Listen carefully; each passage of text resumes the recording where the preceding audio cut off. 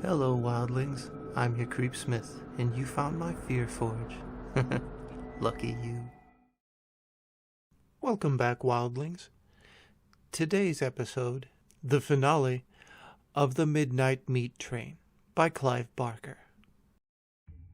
Jesus Christ, he said. The train lurched, and Kaufman lost his balance. In the utter blackness, he reached out for support, and his flailing arms encompassed the body beside him. Before he could prevent himself, he felt his hands sinking into the lukewarm flesh and his fingers grasping the open edge of the muscle on the dead woman's back. His fingertips touching the bone of her spine. His cheek was laid against the bald flesh of the thigh. He screamed, and even as he screamed, the lights flickered back on. And as they flickered back on, and his screams died, he heard the noise of the butcher's feet approaching down the length of car 1 towards the intervening door. He let go of the body he was embracing. His face was smeared with the blood from her leg. He could feel it on his cheek like war paint.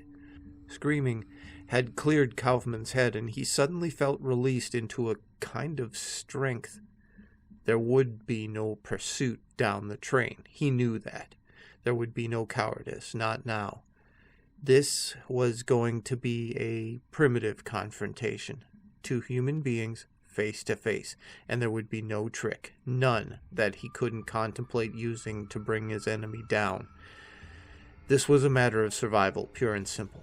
The door handle rattled. Kaufman looked around for a weapon, his eye steady and calculating. His gaze fell upon the pile of clothes beside the Puerto Rican's body. There was a knife there, lying amongst the rhinestone rings and imitation gold chains.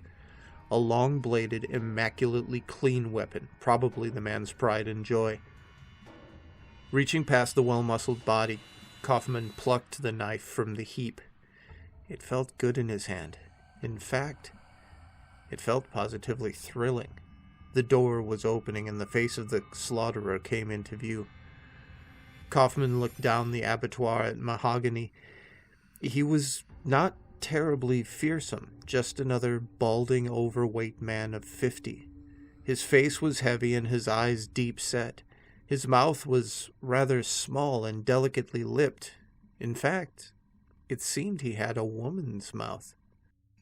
Mahogany could not understand where this intruder had appeared from, but he was aware that it was another oversight, another sign of increasing incompetence. He must dispatch this ragged creature immediately. After all, they could not be more than a mile or 2 from the end of the line. He must cut the little man down and have him hanging up by his heels before they reached their destination. He moved into car 2.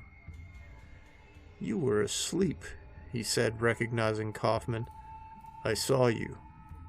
Kaufman said nothing. "You should have left the train.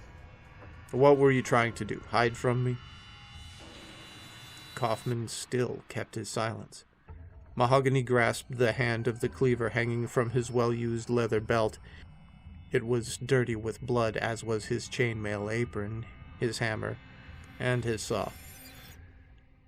"As it is," he said, "I'll have to do away with you."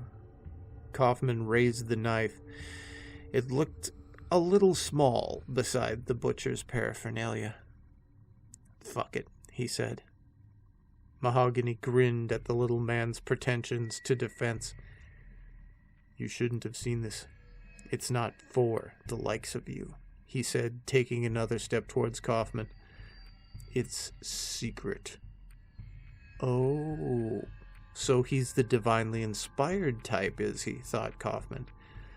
"That explains something." "Fuck it," he said again.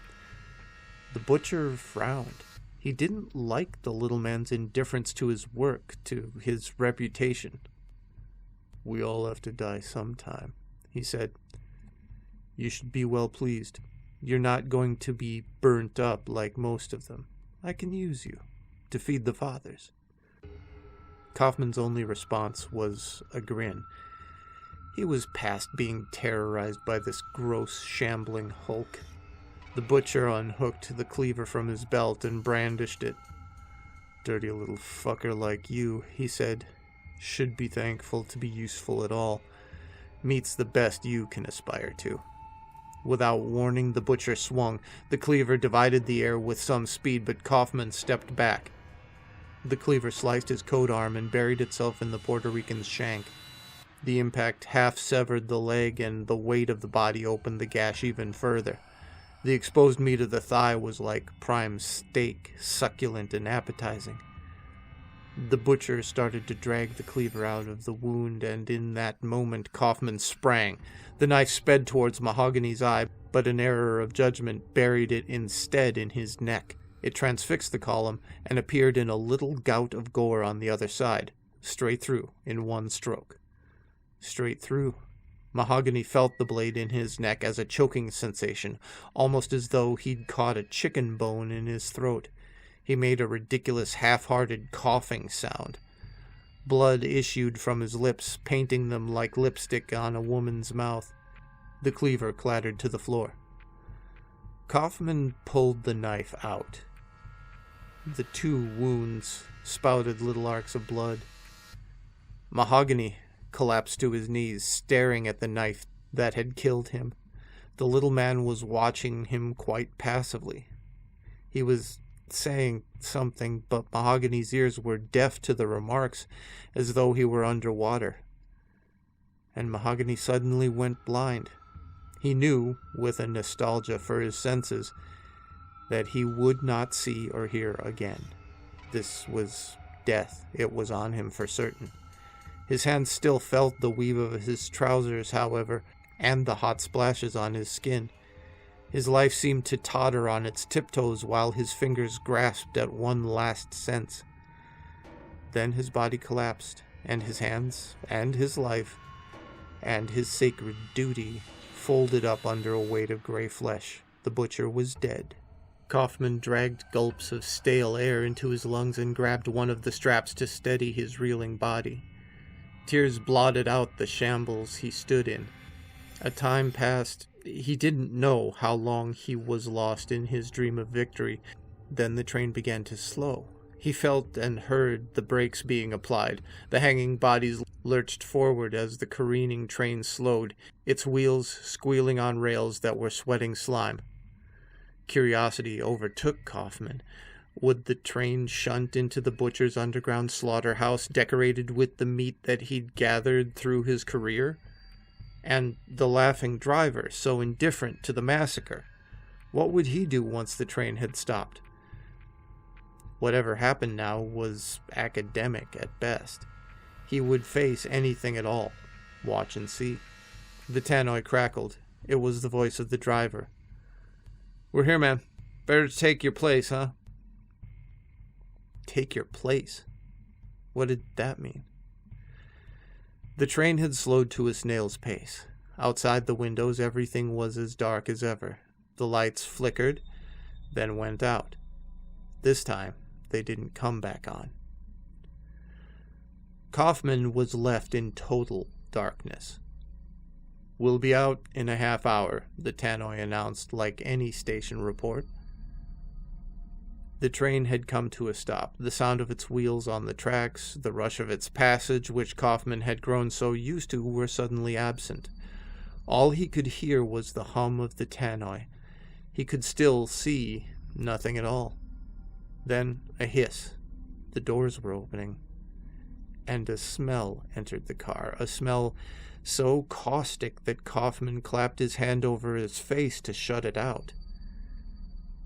He stood in silence, hand to mouth for what seemed a lifetime. See no evil, hear no evil, speak no evil. Then there was a flicker of light outside the window. It threw the door frame into silhouette, and it grew stronger by degrees. Soon there was sufficient light in the car for Kaufman to see the crumpled body of the butcher at his feet, and the sallow sides of meat hanging on every side of him. There was a whisper, too, from the dark outside the train, a gathering of tiny noises like the voices of beetles.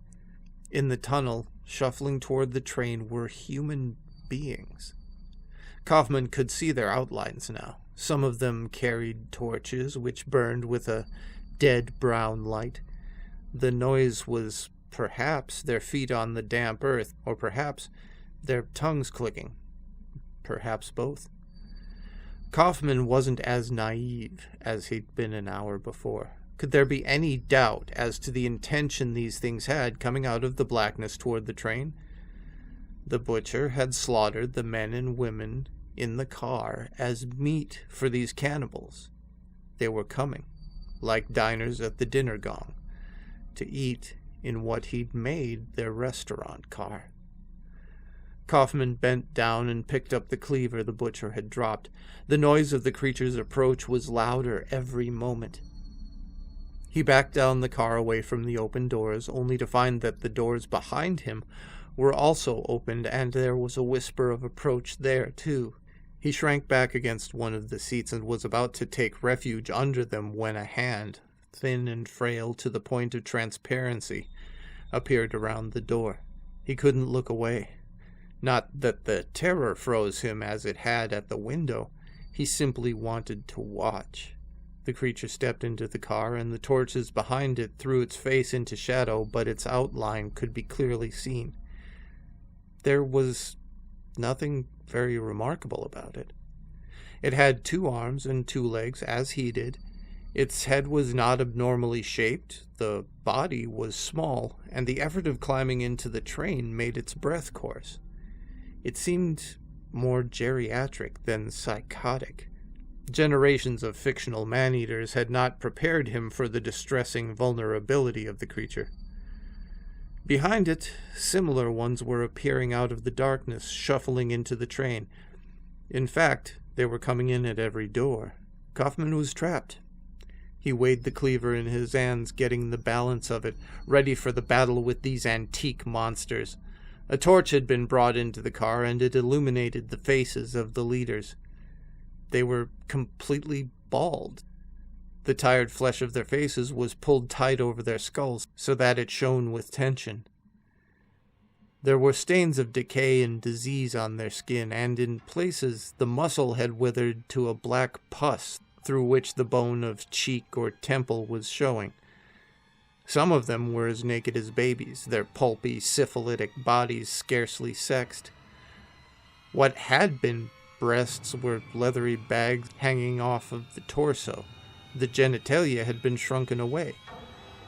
Worse sights than the naked amongst them were those who wore a veil of clothes. But it soon dawned on Kaufman that the rotting fabric slung around their shoulders or knotted about their midriffs was made of human skins. Not one, but a dozen or more, heaped haphazardly on top of each other, like pathetic trophies. The leaders of this grotesque meal line had reached the bodies now, and the gracile hands were laid upon the shanks of meat, and were running up and down the shaved flesh in a manner that suggested sensual pleasure. Tongues were dancing out of mouths, flecks of spittle were landing on the meat. The eyes of the monsters were flickering back and forth with hunger and excitement. Eventually, one of them saw Kaufman. Its eyes stopped flickering for a moment and fixed on him.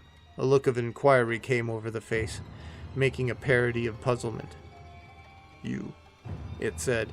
The voice was as wasted as the lips it came from. Kaufman raised the cleaver a little, calculating his chances. There were perhaps 30 of them in the car, many more outside, but they looked so weak, and they had no weapons but their skin and bones.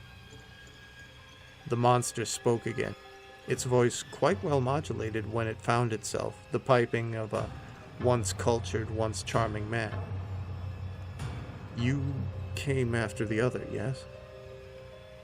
It glanced down at the body of Mahogany. It had clearly taken in the situation very quickly. Old anyway," it said, its watery eyes back on Kaufman, studying him with care. "Fuck you," said Kaufman. The creature attempted a wry smile, but it had almost forgotten the technique, and the result was a grimace which exposed a full mouthful of teeth that had been systematically filed into points. "You must now do this for us," it said through the bestial grin. We cannot survive without the food. The hand patted the rump of human flesh. Kaufman had no reply to the idea. He just stared in disgust as the fingernails slid between the cleft in the buttocks, feeling the swell of the tender muscle. "Oh, it disgusts us no less than you," said the creature. "But we're bound to eat this meat or we die. God knows I have no appetite for it." The thing was drooling, nevertheless. Kaufman found his voice. It was small, with more a confusion of feelings than with fear. "What are you?" He remembered the bearded man in the deli. "Are you accidents of some kind?" "We are the city fathers," the thing said, "and mothers, and daughters, and sons, the builders, the lawmakers. We made this city." "New York?" said Kaufman. "His palace of delights?" "Before you were born, before anyone living was born." As it spoke, the creature's fingernails were running up under the skin of the split body and were peeling the thin elastic layer off the luscious brawn. Behind Kaufman, the other creatures had begun to unhook the bodies from the straps, their hands laid in that same delighting manner on the smooth breasts and flanks of flesh. These, too, had begun to skin the meat. "You will bring us more," the father said. "More meat, for us." The other one was weak. Kaufman stared in disbelief. "Me?" he said. "Feed you? What do you think I am?" "You must do it for us, and for those older than us. For those born before the city was thought of, when America was timberland and desert." The fragile human hand gestured out of the train. Kaufman's gaze followed the pointing finger into the gloom. There was something else outside the train which he'd failed to see before, much bigger than anything human. The pack of creatures parted to let Kaufman through so that he could inspect more closely whatever it was that stood outside, but his feet would not move. "Go on," said the father. Kaufman thought of the city he'd loved. Were these really its ancients, its philosophers, its creators? He had to believe it. Perhaps there were people on the surface, bureaucrats, politicians, authorities of every kind, who knew this horrible secret, and whose lives were dedicated to preserving these abominations, feeding them as savages feed lambs to their gods. There was a horrible familiarity about this ritual. It rang a bell, not in Kaufman's conscious mind, but in his deeper, older self. His feet, no longer obeying his mind, but his instinct to worship, moved. He walked through the corridor of bodies and stepped out of the train. The light of the torches scarcely began to illuminate the limitless darkness outside. The air seemed solid, it was so thick with the smell of ancient earth. But Kaufman smelled nothing. His head bowed. It was all he could do to prevent himself from fainting again. It was there. The precursor of man, the original American whose homeland this was before Passamaquoddy or Cheyenne. Its eyes, if it had eyes, were on him. His body shook, his teeth chattered. He could hear the noise of its anatomy, ticking, crackling, sobbing. It shifted a little in the dark, and the sound of its movement was awesome, like a mountain trying to sit up. Kaufman's face was raised to it, and without thinking about what he was doing or why, he fell to his knees in the shit in front of the Father of Fathers. Every day of his life had been leading up to this day, every moment quickening to this incalculable moment of holy terror. Had there been sufficient light in that pit to see the whole, perhaps his tepid heart would have burst. As it was, He felt it flutter in his chest and saw what he saw. It was a giant without head or limb, without a feature analogous to anything human, without an organ that made sense or senses. If it was like anything, it was like a shoal of fish, 1,000 snouts all moving in unison, budding, blossoming, withering rhythmically. It was iridescent like mother of pearl, but it was sometimes deeper than any color Kaufman knew or could put a name to. That was all Kaufman could see, and it was more than he wanted to see. There was much more back in the darkness, flickering and flapping. But he could look no longer. He turned away, and as he did so, a football was pitched out of the train and rolled to a halt in front of the father. At least, he thought it was a football, until he peered more attentively at it and recognized it as a human head, that of the butcher. The skin of the face had been peeled off in strips. It glistened with blood as it lay in front of its lord. Kaufman looked away and walked back to the train. Every part of his body seemed to be weeping but his eyes. They were too hot with the sight behind him. They boiled his tears away. Inside, the creatures had already set about their supper. One, he saw, was plucking the blue, sweet morsel of a woman's eye out of the socket. Another had a hand in its mouth. At Kaufman's feet lay the butcher's headless corpse, still bleeding profusely from where its neck had been bitten through. The little father, who had spoken to him earlier, stood in front of Kaufman. "Serve us?" it asked gently, as you might ask a cow to follow you. Kaufman was staring at the cleaver, the butcher's symbol of office. The creatures were leaving the car now, dragging the half-eaten bodies after them. As the torches were taken out of the car, darkness was returning. But before the lights had completely disappeared, the father reached out and took hold of Kaufman's face, thrusting him around to look at himself in the filthy glass of the car window. It was a thin reflection, but Kaufman could see quite well enough how changed he was. Whiter than any living man should be, covered in grime and blood. The father's hand still gripped Kaufman's face, and its forefinger hooked into his mouth and down his gullet, the nail scoring the back of his throat. Kaufman gagged on the intruder, but had no will left to repel the attack. "Serve," said the creature, in silence. Too late, Kaufman realized the intention of the fingers. Suddenly his tongue was seized tight and twisted at the root. Kaufman, in shock, dropped the cleaver. He tried to scream, but no sound came. Blood was in his throat. He heard the tearing of his flesh, and agonies convulsed him. Then the hand was out of his mouth, and the scarlet spittle-covered fingers were in front of his face, with his tongue held between thumb and forefinger. Kaufman was speechless.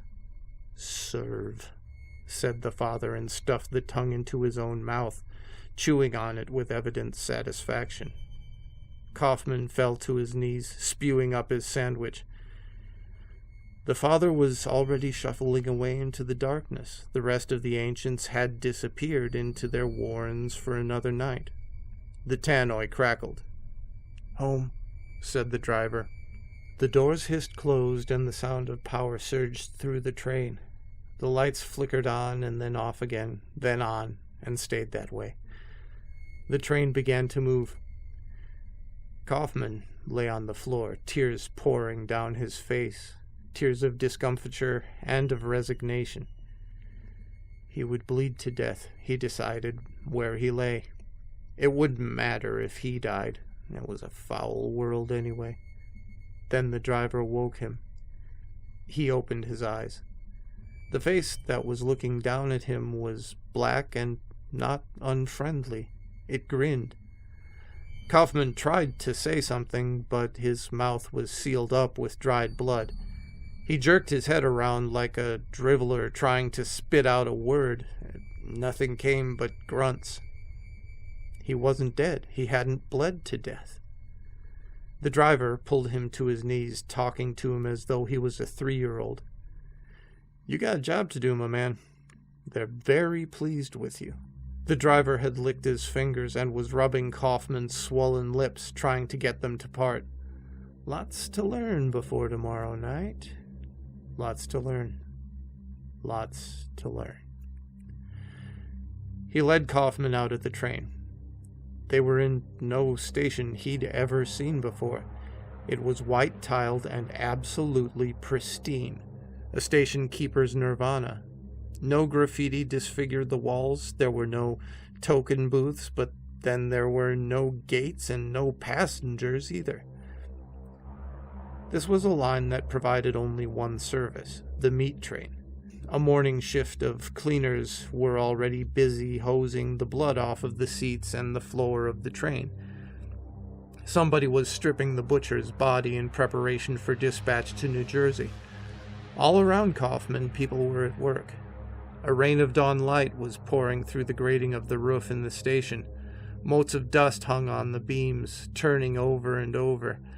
Kaufman watched them, entranced.